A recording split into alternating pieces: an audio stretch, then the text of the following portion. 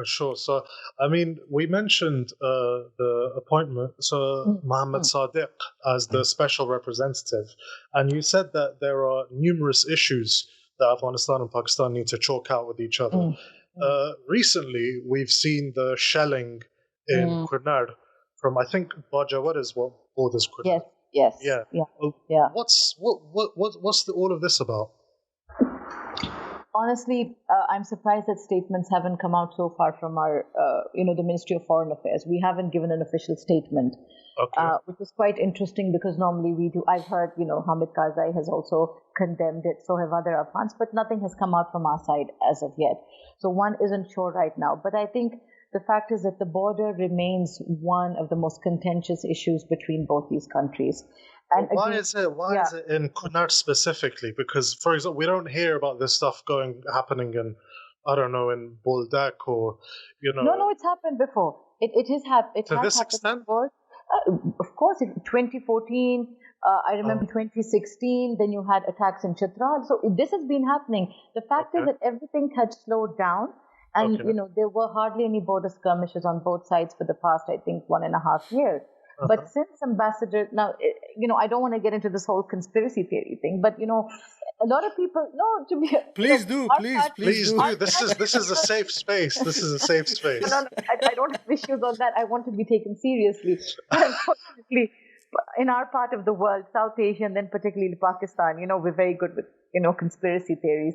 So I think I'll have to bring it into the conversation. But they're saying that because so much positive developments have been happening across the border within a span of literally 2-3 weeks, a border that was continuously closed, and now you have it open. You've got two-way traffic. Now you've got the whole Wagah issue going on as well with, the Afghan trade. So there are elements on both sides that's all I can say, that obviously do not welcome positive developments.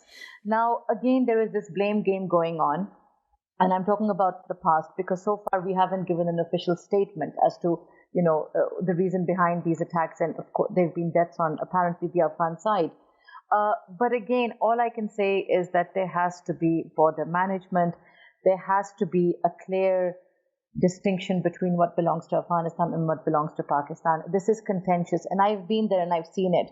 And being from the border region, that you're half in Afghanistan, half in Pakistan, and even over an inch of land, there are issues that both these militaries get into. So all I can say is that, there has to be, initially, if you remember when NATO was in Afghanistan, there was a trilateral framework between Pakistan, Afghanistan, and NATO. And it worked. It was quite successful, believe me. They used to meet regularly and they used to have interactions. And even if incidents did take place, because I remember one incident took place in Chaman, where I think Hmm. the Afghans claimed that it was a village that was inside their side of the border, but it wasn't. And then I think a consensus team was apparently targeted.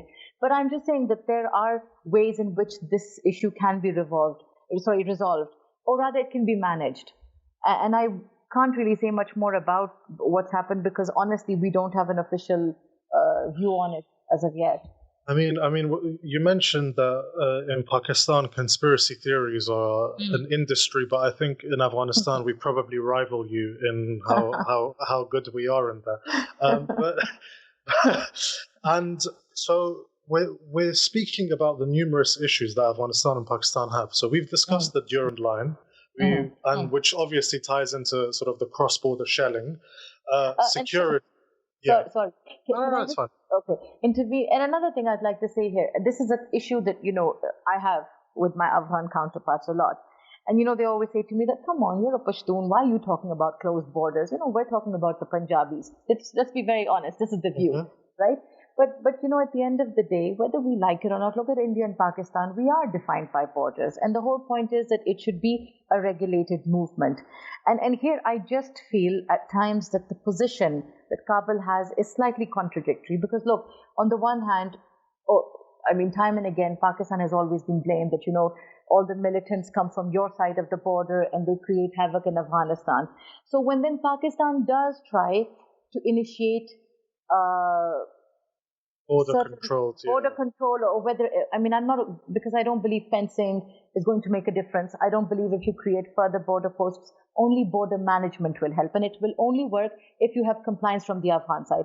But my point is that when Pakistan does take initiatives on its side of the border, then you have the Afghans that complain and they say, well, you're dividing families and, you're dividing the Pashtuns. And so, you can't have, this is a contradictory stance. And here it is. Yeah. There's another similar one to it whereby, Okay. there's another similar one whereby the people on the other side, immediately across the Durand line, they are our family, our tribesmen, cousins, brothers. They are ethnically Afghan, and I agree with all of that. I agree with all of that. But then, if Mohsen Dawar crosses the border and is endorsing the Kabul government, he's an ethnic Afghan who, he's our family. Whereas if his cousin comes and supports the Taliban, then he's a radical Punjabi ISI terrorist. So, you can't have it both ways. And we're speaking about the border. The thing is that it's very difficult a lot of these places are really remote. It's very difficult to reach these places and actually to get accurate information. And when I remember when the skirmishes happened at Chaman, I would think it was Chaman or Buldak. Both sides were claiming victory. Okay, but I've been hearing for years that Pakistani forces came 4 kilometers deep into Afghanistan and set up a base and did this, did that. And then at one stage I was like, if this was really true, they would have reached Kabul by now, because it's been going on for literal years. But so we've spoken about security, we've spoken about security, the Durand line, trade. Imran Khan has been really big on talking about an open border, and one of his speeches at sort of these security or economic conferences was that this was an open border, it doesn't really exist, it's a man-made British line, which is true, of course, but he's been pretty clear about sort of wanting an open trade zone between Afghanistan and Pakistan. How serious is he about that? How much of that is just rhetoric? How realistic is that? No, it's realistic. We've always had an open border for centuries, before, Pakistan was established, and it was a very workable one. And do remember, most of the trade that takes place between us, the volume is through the illegal trade that takes place. And it doesn't take place through the illegal borders or the crossing points. So we welcome. So yes, he's very serious about it, and I think anybody would be, but I think it has to be secure. And I think, again, trade look, I'll give you an example. I used to easily cross into, through I used to go to Trokham and Jalalabad. Nobody would even check or ask for any documents. So, and I, by the way, have a tribal domicile because I'm from the Moment Agency. Nobody would even ask. So even for a person like me, it is an issue now because I have to have a valid visa, documents, and vice versa.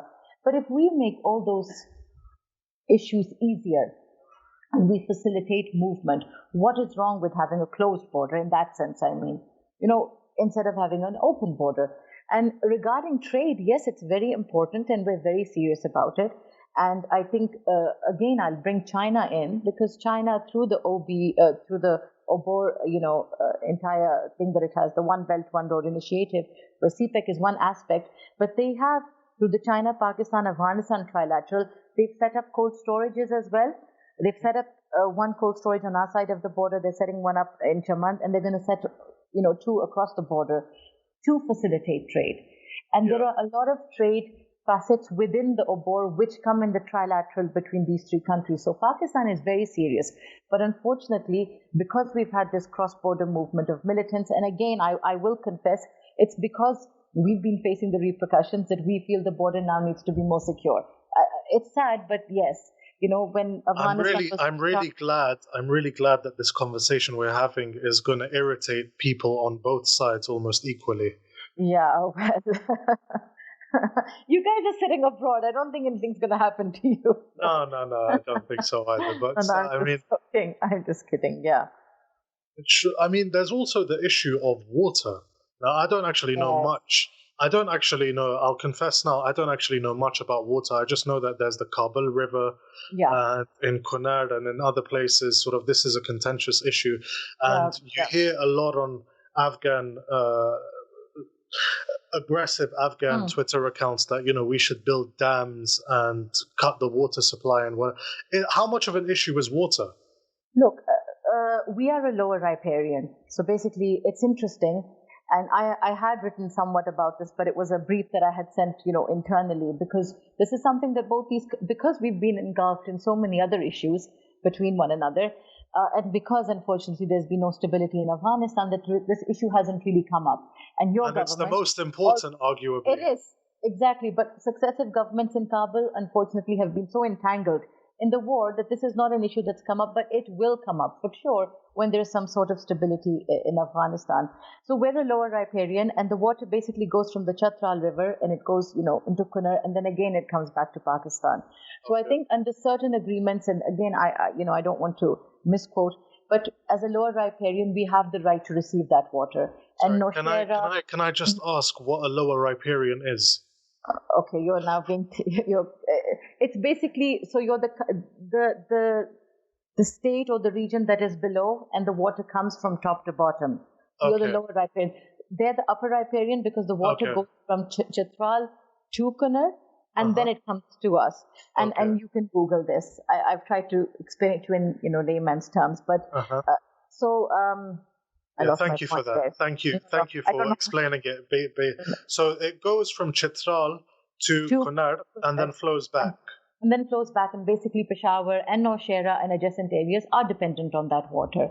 And, there will have to be some sort of an agreement. And I remember, because I think, was it the Samla or the Salma Dam or something, the Indians are also building certain dams over there. So this has been controversial, and it has come up in Pakistan. But again, I think this issue, if I'm not mistaken, has been put forward in the Afghanistan-Pakistan Action Plan for Peace and Solidarity as one aspect to discuss between both the countries. But neither side has really moved on. And it's interesting because the Americans, through this program called LEAD, did get experts from Pakistan and Afghanistan to go to Dubai and to try and, discuss the issues. But I don't think much has come out of it, to be honest, because I feel that it's not a priority right now between both the countries. But it is something, as you mentioned, water, wars are going to be fought. They are being fought on water. And this is something that is very critical to the relationship.